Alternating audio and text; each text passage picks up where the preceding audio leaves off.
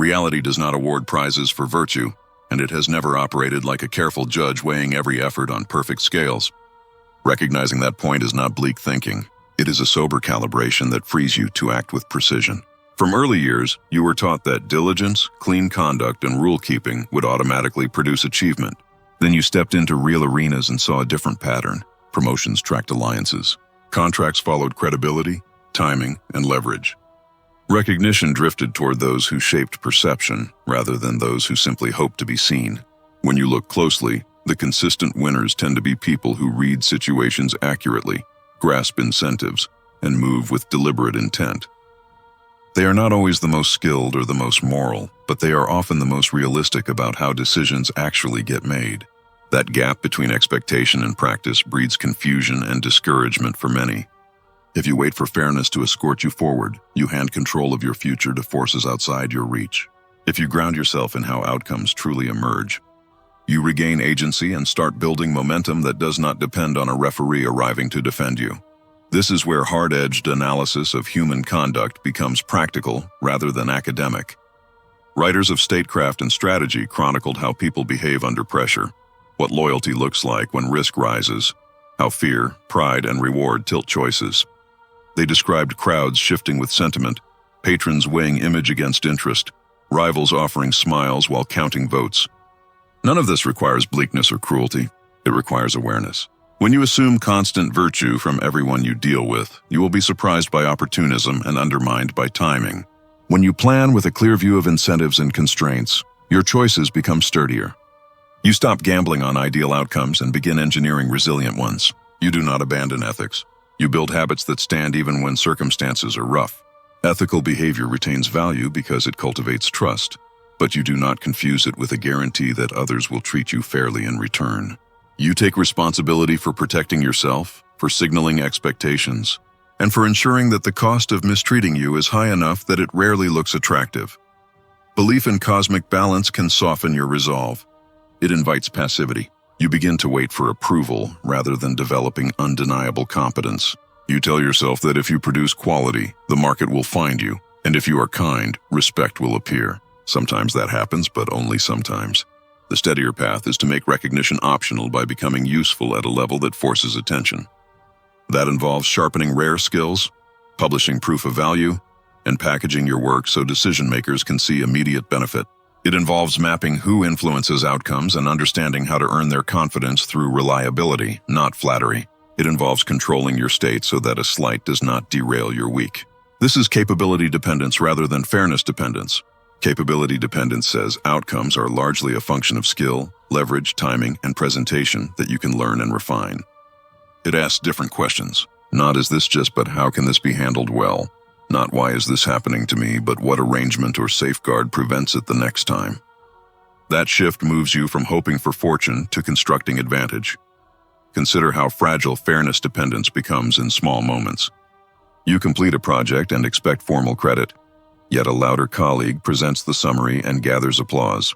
You obey every instruction and anticipate a raise. Yet leadership selects the person who built stronger internal relationships. You deliver perfect service and imagine lifelong loyalty. Yet a client follows a cheaper bundle. If your framework says effort must be rewarded, each episode feels like betrayal. If your framework says people follow incentives, you learn to manage introductions, rehearse narratives, and put evidence in front of the right eyes at the right times. You treat visibility as part of the work, not vanity.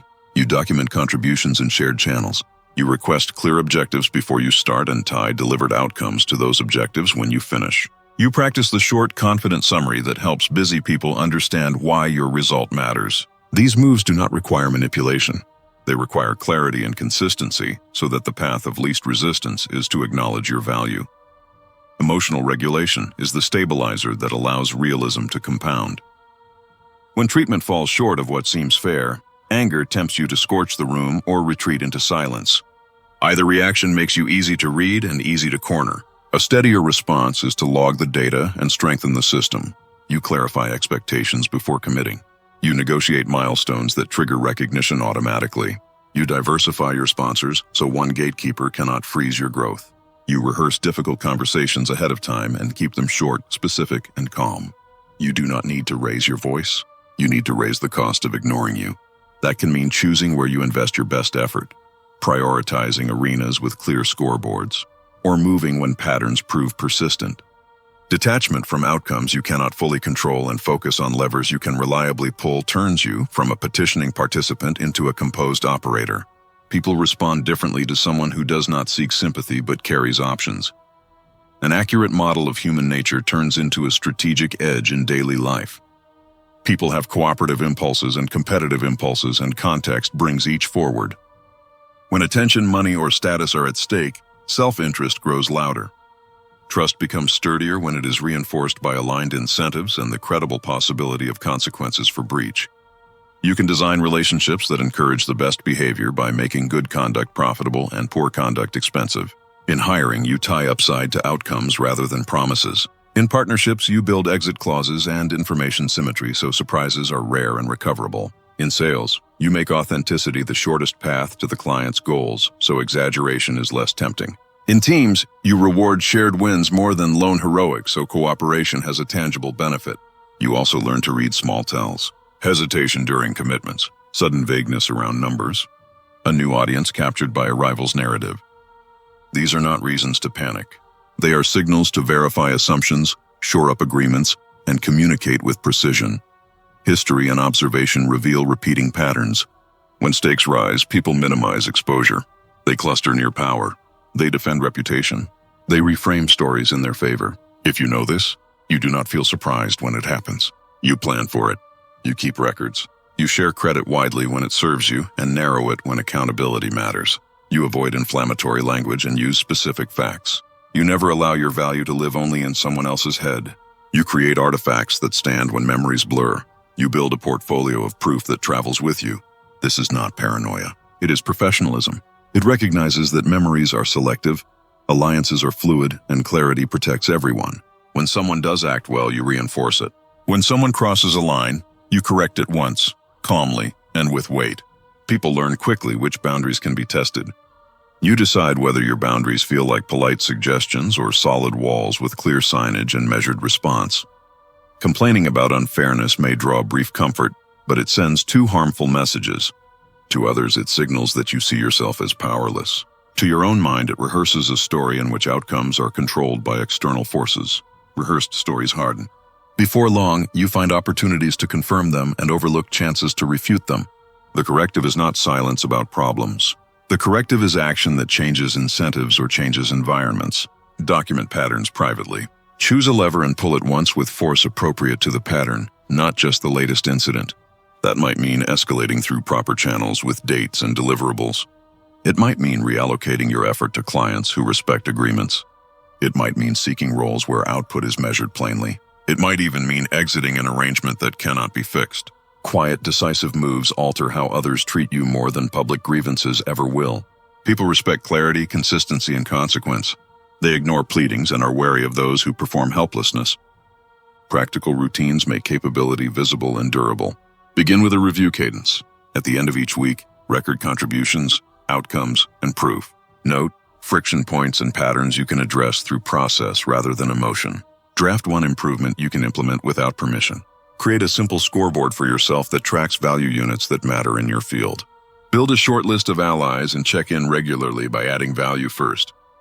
Practice summarizing your work in one sentence that emphasizes the benefit to the listener. Build responses for common unfair scenarios ahead of time so your tone stays even when pressure rises. Sharpen one rare skill each quarter and publish the result where decision-makers look. Treat your reputation like a product with features, proof, and a narrative that ties to outcomes. Structure your day to protect deep work blocks where you produce undeniable artifacts. Protect your sleep, your energy, and your focus, because foggy minds make poor strategic calls and send muddled signals. Cultivate posture that does not beg for acceptance, but invites partnership. Speak plainly about timelines and trade-offs. Ask for clarity before you agree. Put everything important in writing. Propose structures that reduce ambiguity. Make others look good when they collaborate well with you. Do not threaten. Set terms. Do not posture. Prepare. Do not hope for rescue. Build redundancy. If someone repeatedly misaligns with agreed rules, lower trust and widen verification. If someone consistently supports you, raise trust and expand cooperation. Treat respect as a currency that grows when invested wisely and shrinks when scattered. Keep your word. Deliver when you said you would. Admit misses quickly and repair them. People notice these patterns even when they say little. Over time, your consistency creates a gravity field that pulls opportunities toward you. That gravity becomes a shield against random unfairness because many now have a stake in your continued success. When faced with a setback that feels undeserved, run a three-part inquiry. First, extract the lesson. Identify the structural cause rather than the emotional trigger. Did you rely on implied credit instead of documented value? Did you depend on one sponsor? Did you leave your work buried in private channels? Second, install a guardrail that prevents the same failure at low cost. That may be a template, a checklist, a standing meeting, or a shared dashboard. Third, add a capability that makes you less fragile in similar storms.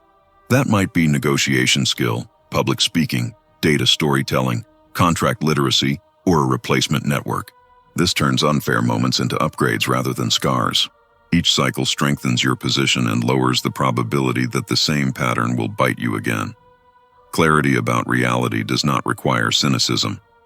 It requires a strong back and a calm face. You can prefer fair systems and contribute to building them while refusing to stake your livelihood on their timely arrival. You can treat people well because it aligns with your values while designing processes that protect you when others falter. You can set high standards for your own conduct and expect to enforce boundaries when those standards are not returned. You can be kind and formidable at the same time.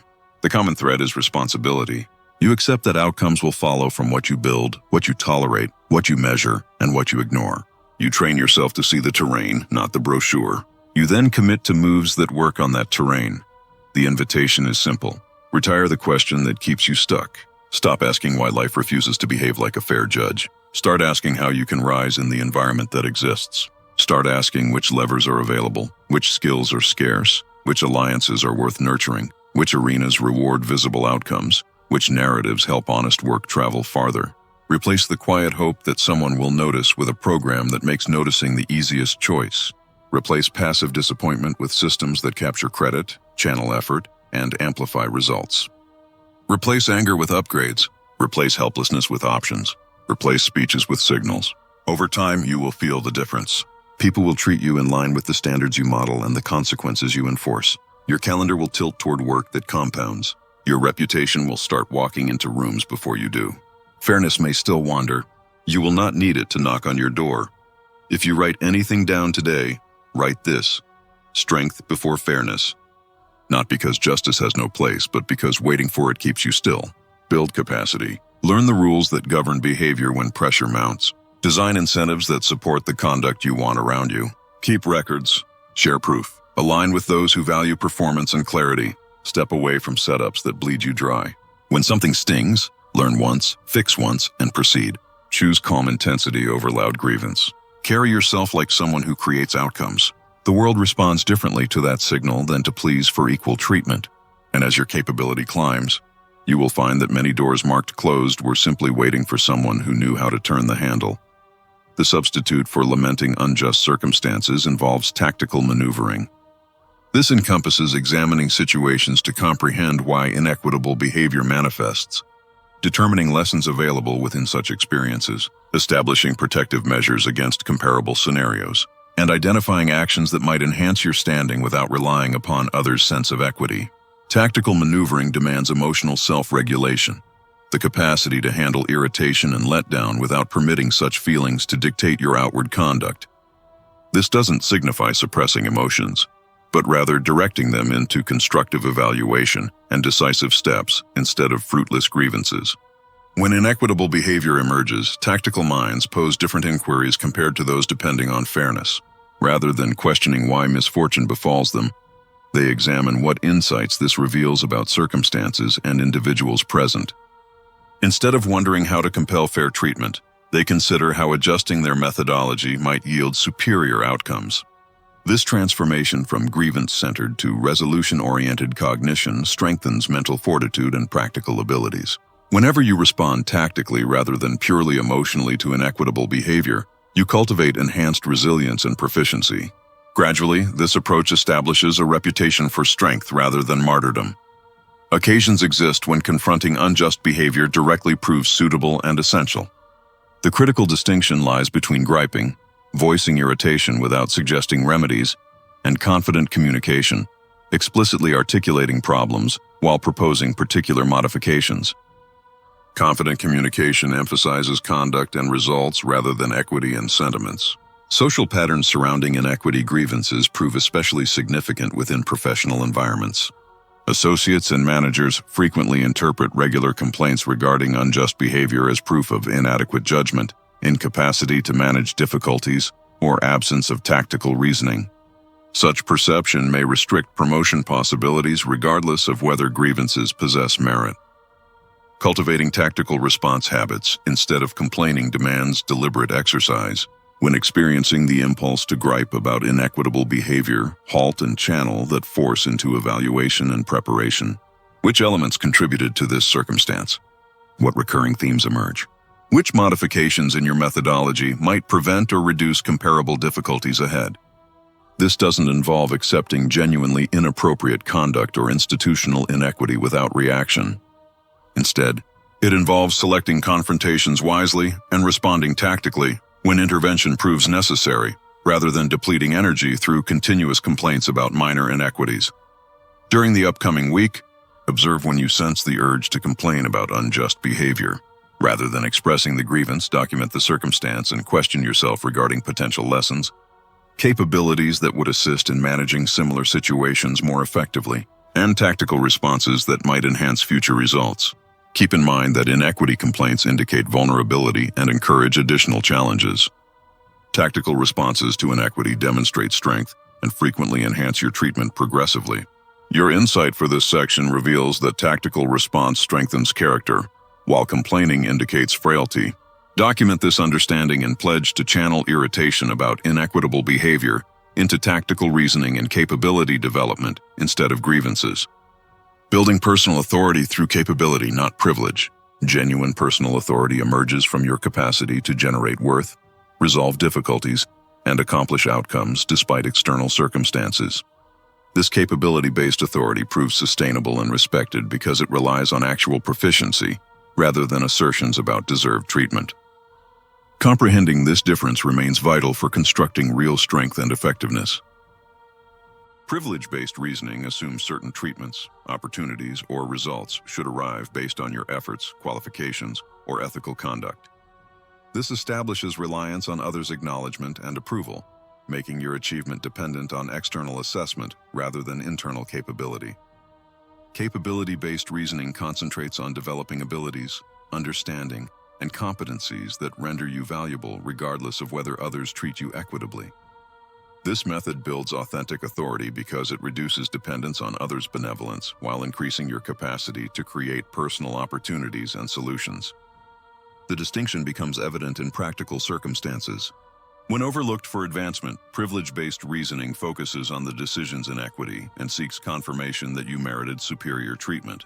Capability-based reasoning examines which abilities, connections, or accomplishments would render you undeniably qualified for comparable opportunities ahead. Machiavelli recognized that authority based on others' favorable opinion remains inherently unstable. Those who construct their influence on public opinion construct on unstable foundations. While developing connections and earning respect prove important, sustainable authority must be established in your capacity to deliver results others require or desire. Constructing capability-based authority requires identifying which worth you can create that others find challenging to replace or disregard. This might involve technical abilities, problem resolution skills, relationship development capabilities, or distinctive combinations of knowledge and experience. The essential element involves developing competencies that render you genuinely valuable rather than merely claiming you should receive better treatment. This approach also encompasses understanding market forces, which abilities, understanding, and competencies are becoming more valuable versus less valuable. Instead of expecting acknowledgement for previous accomplishments or existing abilities, capability-based reasoning involves continuously developing new competencies that correspond with evolving needs and opportunities. Personal authority constructed through capability tends to accumulate over time.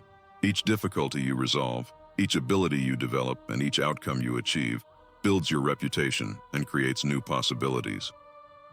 This generates an ascending cycle where capability leads to opportunities which lead to additional learning and competencies which create even superior possibilities.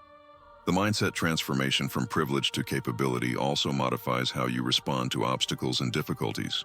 Instead of viewing unjust treatment as proof of others' shortcomings, you perceive it as information regarding which capabilities you need to develop to become less susceptible to others' inequitable conduct. Capability-based authority also involves understanding and developing emotional intelligence. The capacity to comprehend and manage your personal emotions while effectively influencing others' emotional reactions. This encompasses communication abilities, understanding, persuasion skills, and social consciousness that assist you in navigating complex interpersonal dynamics. Another essential element involves learning to establish systems and procedures that generate consistent results. Instead of depending on individual heroic efforts or hoping others will treat you equitably, you develop repeatable methods for achieving objectives. This systematic approach to capability makes your achievement more predictable and less dependent on external elements. Constructing genuine capability also requires intellectual modesty, recognizing that your current understanding and abilities can always be enhanced. This receptiveness to learning and development keeps you adaptable and prevents the stagnation that emerges from assuming you already possess all necessary knowledge. The networking dimension of capability-based authority involves building connections based on mutual worth creation, rather than just personal affinity or shared grievances about unjust treatment. When you can assist others in achieving their objectives through your capabilities, you construct stronger and more enduring professional relationships. Leadership components exist within capability-based authority as well. As you develop genuine capabilities, others naturally begin seeking your counsel, input, and guidance on challenging difficulties. This organic leadership development proves more sustainable than leadership based on titles, credentials, or claims about deserving authority. The process involves initially identifying problems and challenges that individuals in your field or area of interest encounter most frequently. Subsequently, develop specific capabilities for resolving these problems more effectively than others can. Additionally, consistently demonstrate these capabilities through your work and interactions. Finally, continuously update and expand your capabilities as conditions change. Constructing capability-based authority requires time and sustained effort, but it creates genuine strength that others respect and that you can depend upon regardless of how equitably others treat you. It transforms you from someone who needs others' fair treatment to someone who provides worth that others need. Your key insight for this section demonstrates that capability creates sustainable authority, while privilege creates dependency. Document this understanding and identify one capability you could develop that would make you more valuable and less dependent on others' fair treatment. Tactical reasoning surpasses moral indignation. When confronted with unjust circumstances, the natural emotional reaction involves moral indignation, anger at injustice, outrage at principle violations, and desire to punish those responsible. While these emotions prove understandable and sometimes necessary for motivation, they frequently interfere with effective problem resolution and tactical response. Tactical reasoning involves analyzing circumstances based on what exists rather than what should exist, understanding motivations and limitations of all parties involved, and developing responses that maximize your long-term effectiveness rather than just providing emotional satisfaction momentarily. The limitation of moral indignation as a primary reaction is that it focuses on changing others' conduct rather than adapting your own approach to achieve superior outcomes. This external focus often leads to frustration and ineffectiveness because you cannot directly control others' actions, only your own responses to their actions. Machiavelli wrote that everyone observes what you appear to be while few experience what you actually are. This insight emphasizes the importance of tactical presentation and conduct management. Instead of letting moral indignation drive your visible responses, tactical reasoning allows you to choose responses that serve your long-term interests while still maintaining your ethical principles. Tactical reasoning doesn't involve abandoning moral principles or accepting unethical conduct. Instead, it involves being tactical about how and when you address moral concerns to maximize their effectiveness. Sometimes direct confrontation works optimally.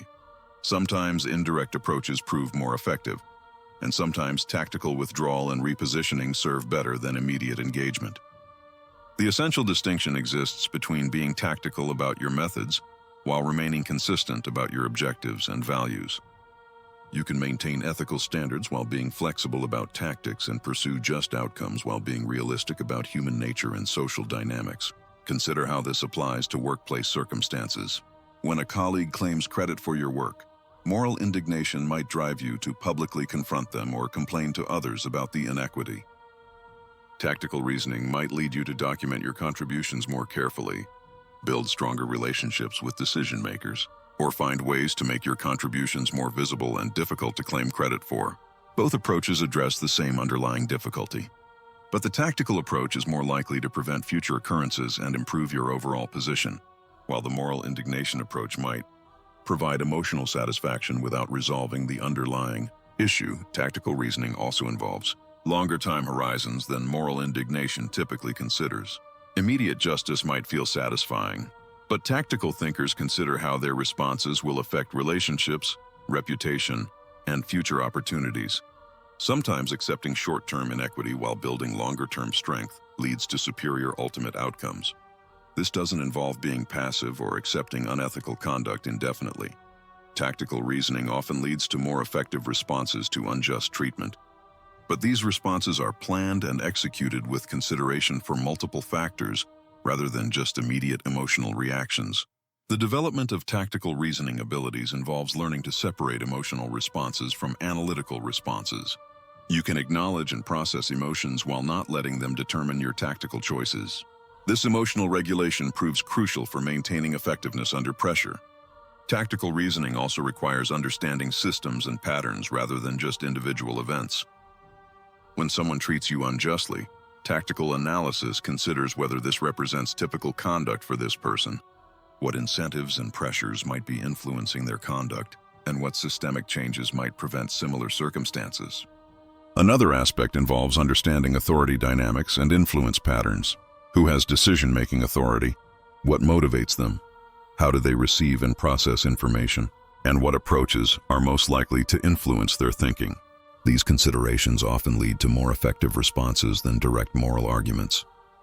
The practice of tactical reasoning becomes easier with experience and conscious development. Each circumstance where you choose tactical analysis over immediate emotional reaction builds your capability for this type of reasoning. Over time, tactical analysis becomes more automatic and natural. Certainly, times exist when immediate moral response proves necessary and appropriate, particularly in cases involving serious ethical violations or abuse. The essential element involves developing the judgment to distinguish between circumstances that require immediate moral action and circumstances where tactical approaches might prove more effective. When facing unjust treatment, initially process your emotional response privately. Then analyze the circumstance tactically regarding underlying causes, various stakeholders' motivations, and responses most likely to prevent future similar circumstances while improving your position. Finally, choose actions that align with your values while maximizing effectiveness. Remember that moral indignation focuses on what should exist while tactical reasoning focuses on what exists and how to improve it. Both have their place, but tactical reasoning usually produces superior long-term outcomes. Establishing your own achievement standards. The final step in moving beyond equity dependence involves creating your own standards for achievement rather than relying on external validation or recognition. This transformation from outside to inside measurement renders you less susceptible to others' inequitable conduct and more capable of sustaining drive and purpose, regardless of how others react to your endeavors. Outside achievement criteria rely on others' assessments, acknowledgement systems, and equity and reward distribution. These criteria render you susceptible because they position your sense of accomplishment and drive in other individuals' control. When acknowledgement fails to arrive, when rewards aren't allocated equitably, or when your contributions aren't recognized, outside criteria leave you feeling unsuccessful despite your actual accomplishments. Inside achievement criteria are founded on your own evaluation of your advancement, skill development, worth creation, and attainment of personally significant goals. These criteria provide more consistent drive because they don't rely on others' assessment or conduct. You can feel accomplished and sustain drive even when outside acknowledgement is postponed or missing. This doesn't involve disregarding outside feedback or becoming detached from others' requirements and expectations. Instead, it involves developing the capacity to assess your own performance and advancement independent of outside validation, while remaining receptive to valuable feedback and market indicators. Machiavelli comprehended the significance of self-dependence in assessment. Those who become masters of their own fate are respected by all who rely on fortune. Establishing your own achievement criteria is part of becoming master of your own fate instead of remaining reliant on others' sense of equity or acknowledgement systems. Inside achievement criteria typically concentrate on elements you can directly influence: the effort you contribute, the abilities you cultivate, the worth you generate, the difficulties you resolve, and the advancement you make toward meaningful goals. These elements remain within your control regardless of how others treat you or whether outside acknowledgement systems function equitably. Developing meaningful inside criteria requires clarity about what you're attempting to accomplish and why it matters to you individually. This involves identifying your fundamental values, long-term goals, and the specific skills you want to cultivate. With this clarity, you can establish metrics and benchmarks that provide meaningful feedback about your advancement independent of outside validation. The psychological advantage of inside achievement criteria is substantial. Instead of your mood and drive fluctuating based on others' conduct, they remain more stable because they're founded on elements you control. This emotional stability enhances decision-making and maintains effectiveness, even during periods when outside acknowledgement is absent. Inside criteria also allow for more rapid learning and adaptation. Instead of waiting for others to provide feedback about your performance, you can evaluate your own effectiveness and make adjustments quickly. This faster feedback cycle accelerates improvement and skill cultivation. Establishing inside achievement criteria doesn't involve reducing expectations or accepting mediocrity. Often inside criteria are actually higher than outside ones because they reflect your personal dedication to excellence instead of just meeting others' minimum expectations. The distinction is that these higher criteria are self-imposed instead of externally imposed. The practice of inside measurement also builds confidence and self-dependence over time. Each occasion you accomplish goals you've established for yourself, you build evidence of your capability and assessment. This accumulated evidence of self-efficacy renders you less reliant on outside validation for confidence and drive. There's also a tactical advantage to inside achievement criteria. When you're not reliant on outside acknowledgement for drive, you can undertake challenging projects, pursue innovative approaches, and invest in long-term skill development without requiring immediate outside validation. This often leads to breakthrough accomplishments that eventually do receive outside acknowledgement. Balancing inside and outside criteria involves being guided primarily by inside criteria while remaining aware of and responsive to outside feedback and market conditions. You maintain the drive and direction that comes from inside criteria while adapting your approach based on outside information. The development of inside achievement criteria is an iterative process. You begin with your best understanding of what meaningful accomplishment looks like for you individually. Then refine these criteria based on experience and changing circumstances. The essential element is maintaining the inside locus of control while allowing the specific criteria to evolve. Initially identify what you want to accomplish independent of others' acknowledgement or conduct. Subsequently break these goals down into specific measurable benchmarks that you can evaluate independently. Additionally, establish regular review processes where you assess your advancement against these inside criteria. Finally, celebrate accomplishments of inside benchmarks regardless of whether they receive outside acknowledgement. Building inside achievement criteria requires time and conscious effort, but it creates genuine independence and strength. You become someone who can maintain drive and effectiveness regardless of outside conditions or conduct. Your final insight for this section demonstrates that inside achievement criteria create independence from outside validation. Document this understanding and identify one area where you could develop inside metrics for achievement that don't rely on others' acknowledgement or equitable conduct. Throughout this exploration of why pleading for equity weakens you and how Machiavellian reasoning can build strength, we've discovered fundamental principles that separate those who remain victims of inequitable conduct from those who build genuine authority and effectiveness regardless of how others behave. Relying on equity for your achievement renders you susceptible to others' decisions about how to treat you, while building skill-based strength renders you effective regardless of whether others treat you equitably. This transformation from outside reliance to inside capability represents the distinction between weakness and strength in navigating an inequitable world.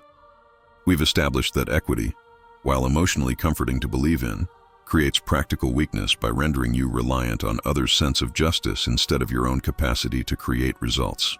When you expect equitable conduct, you become susceptible to disappointment, frustration, and manipulation by those who understand that equity isn't the primary governing principle of human interactions. Understanding human nature as Machiavelli described it, complex, self-interested, and influenced by circumstances, provides tactical advantages in predicting behavior, building relationships, and designing interactions that produce superior outcomes. This realistic understanding allows for superior decision-making than idealistic assumptions about how individuals should behave. Lamenting inequitable conduct signals weakness to others and reinforces victim mentality in yourself. While tactical, responses to inequity demonstrate strength and often improve your conduct over time. The energy that goes into lamenting what others do to you could be redirected into building skills that render you less susceptible to their inequitable behavior. Personal authority built through skill and worth creation is more sustainable than authority based on privilege or others' sense of equity. When you can resolve difficulties, create worth, and accomplish results regardless of outside conditions, you build genuine strength that others respect and that serves you consistently. Tactical reasoning produces superior long-term outcomes than moral indignation alone, because it concentrates on effective responses to reality instead of just emotional reactions to inequity. While moral principles remain important, tactical implementation of these principles typically achieves superior results than purely emotional responses. Establishing inside achievement criteria renders you less reliant on outside validation and acknowledgement, providing more consistent drive and clearer direction for improvement. When your sense of accomplishment relies primarily on your own evaluation of advancement and skill development, you become less susceptible to others' inequitable conduct or lack of acknowledgement. The integration of these principles creates a powerful approach to building strength in an inequitable world. Instead of expecting equitable conduct, develop skills that render you valuable, regardless of how others behave. Instead of lamenting inequity, respond tactically to improve your position and prevent similar situations. Instead of relying on others' acknowledgement, establish inside criteria that guide your development and accomplishment. This approach requires fundamental mindset transformations from reactive to proactive, from outside reliance to inside capability, from emotional responses to tactical reasoning, and from equity expectations to reality-based planning. These transformations can feel uncomfortable initially because they require taking more responsibility for your outcomes, but they ultimately create greater personal authority and effectiveness. The practical implementation begins immediately with these specific actions. Cease waiting for others to treat you equitably and begin building skills that render you less susceptible to their inequitable conduct. Cease lamenting inequitable situations and begin analyzing them tactically to understand what you can learn and how you can improve your position. Cease relying on outside acknowledgement for drive and begin establishing inside metrics for achievement and advancement. Remember that this approach isn't about becoming unethical, manipulative, or cynical. It's about understanding reality clearly and building genuine strength to navigate it effectively. You can maintain high ethical standards while being tactical about methods. You can treat others equitably while not relying on their equitable conduct for your achievement. The Machiavellian wisdom we've explored provides tools for effectiveness, not templates for unethical behavior. Understanding human nature, reasoning tactically, and building genuine capability serve you superior than naive expectations about equity and idealistic assumptions about human behavior. Your transformation from someone who relies on equity to someone who builds tactical strength begins with your next response to inequitable conduct. Will you lament the inequity and wait for superior conduct? Or will you analyze the situation tactically and concentrate on building skills that render you less susceptible to similar inequity in the future? The choice determines whether you remain weak in an inequitable world or become strong enough to succeed regardless of whether others treat you equitably. True strength comes not from others' equitable conduct, but from your capacity to create worth, resolve difficulties, and accomplish goals whether or not others play by the rules you prefer. If this perspective on building strength through tactical reasoning instead of equity expectations resonates with your experience and ambitions, demonstrate your commitment by engaging with this content Acknowledge this understanding to recognize that strength comes from capability, not from expecting equitable conduct.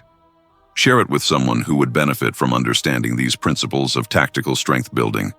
Subscribe for more content that explores practical wisdom for navigating reality as it exists instead of as we wish it were. Because the future belongs not to those who wait for equitable conduct, but to those who build the strength to succeed regardless of whether life treats them equitably. Your ultimate commitment involves choosing tactical strength over equity reliance. Carry this mindset forward and observe how it transforms not just your outcomes, but your entire approach to challenges, setbacks, and opportunities. Because when you cease pleading for equity and begin building real strength, you become someone others respect, and someone who can create achievement regardless of outside conditions.